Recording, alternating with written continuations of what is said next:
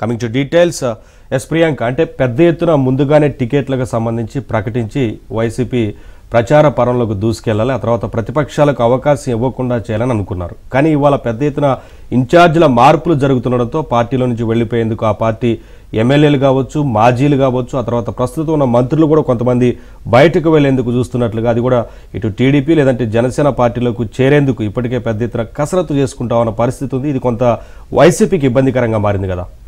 దీనికి సంబంధించిన అంశాన్ని చూద్దాం నవీన్.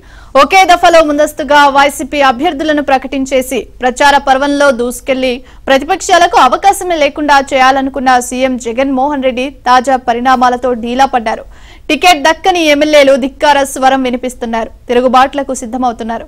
కొందరు టీడీపీ, జనసేన, కాంగ్రెస్ల వైపు చూస్తున్నారు. ఈ వలసలను అడ్డుకోవడంపై జగన్ ఇప్పుడు దృష్టి సారించారు. జంపింగ్లను నివారించడానికి అభ్యర్థులపై కసరత్తును చివరి దాకా కొనసాగించాలని భావిస్తున్నట్లు తాజా పరిణామాలు సూచిస్తున్నాయి.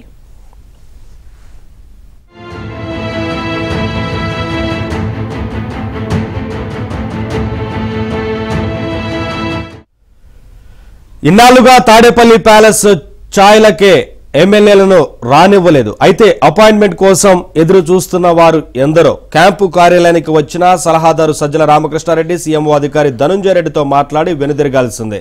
జగన్ దర్శనం దుర్లభమైపోయింది. 2-3 రోజుల వరకు ఇదే పరిస్థితి.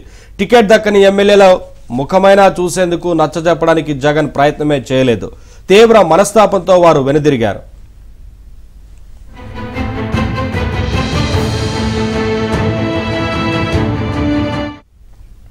అయితే ఆయన సొంత చెల్లెలు కాంగ్రెస్ లో చేరడం, ఏపీ పగ్గాలు చేపడతారన్న ప్రచారం, టికెట్ రాని మంగళగిరి ఎమ్మెల్యే ఆళ్ల రామకృష్ణారెడ్డి ఆమె వెంట నడుస్తానని ప్రకటించడం, సీటు దక్కని వైసీపీ ఎమ్మెల్యేలు టీడీపీతో పాటు కాంగ్రెస్ వైపు కూడా చూస్తుండడం తదితర పరిణామాలు జగన్ అండ్ కోను భయపెడుతున్నాయి.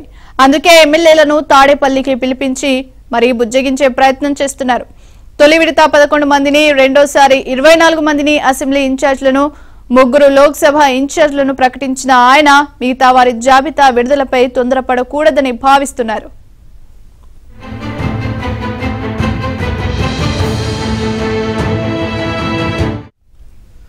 ఇప్పుడే ప్రకటిస్తే వారు ప్రత్యామ్నాయాలు చూసుకుంటారని, ఇదే జరిగితే ఎన్నికల్లో నష్టపోతామని, వారికి ఆ అవకాశం ఇవ్వకుండా చివరిదాకా సాగదీస్తేనే మంచిదని ఇప్పుడు అనుకుంటున్నట్లు తెలిసింది. రాయదుర్గం ఎమ్మెల్యే కాపు రామచంద్రారెడ్డి కాంగ్రెస్ లో చేరతారన్న వార్తలతో మిగతా వారు జారిపోకుండా జాగ్రత్తలు తీసుకోవాలని ప్రాంతీయ సమన్వయకర్తలను జగన్ ఆదేశించినట్లు సమాచారం.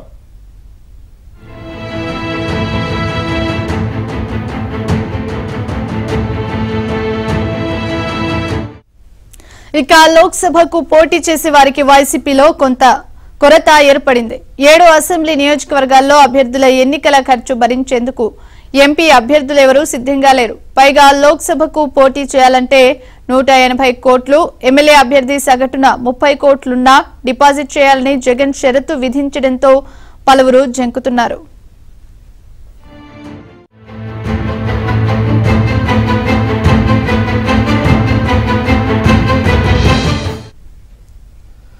మచిలీపట్నం లోక్సభకు పోటీ చేయాలని సీఎం జగన్ పదే చెప్పినా పెనమలూరు ఎమ్మెల్యే మాజీ మంత్రి కొలుసు పార్థసారథి అంగీకరించడం లేదు.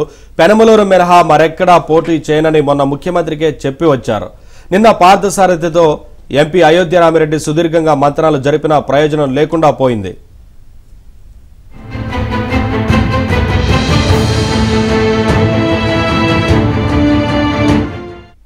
సింగనమల దళిత మహిళా ఎమ్మెల్యే జొన్నలగడ్డ పద్మావతిపై వైసీపీ పెద్దలు ఆగ్రహం వ్యక్తం చేశారు.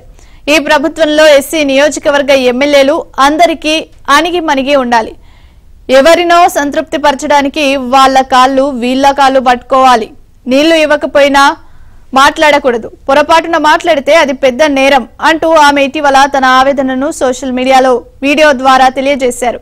దీనిపై తాడేపల్లి నుంచి ఫోన్లోనే క్లాస్ తీసుకున్న పెద్ద నాయకులు వెంటనే వచ్చి జగన్ కు సంజాయిషి ఇవ్వాలని ఆదేశించారు.